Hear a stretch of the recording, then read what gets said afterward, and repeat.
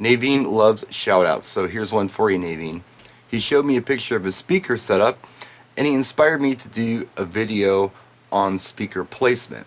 No, I'm not a technical guy. I'm not Ben Stowe from NLFX Pro. He's your geek.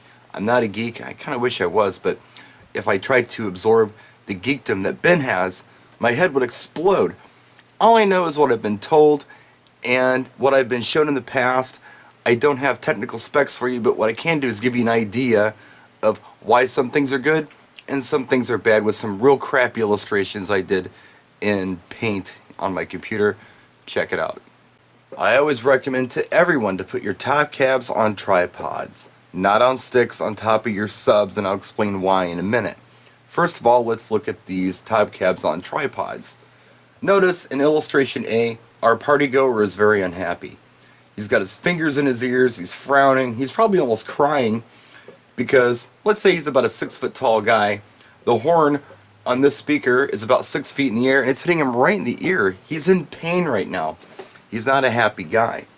Notice in illustration B, he's smiling and he's dancing, so he has two black eyes. I'm a bad artist. The reason he's so happy is because the bottom of the speaker is 6 feet in the air, which makes the horn probably closer to 7 feet in the air. He can still hear it, but that horn isn't hitting him right in the ear. So he's a happy guy. If you're wondering how to get your speakers that high up in the air, I recommend looking at Frankenstands. They're powered speaker stands, and I'm able to do it even post-stroke. I can get my speakers, the bottom of my speakers, 6 feet up in the air, no problem.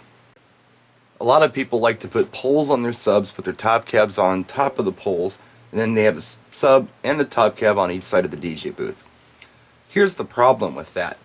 I'm not much of an artist and I'm not a tech guy, but what I can tell you is the sub sound travels, and the way it travels when you have a sub on each side of your booth, you end up missing the center of your dance floor for the real boom. You really rob yourself of sound.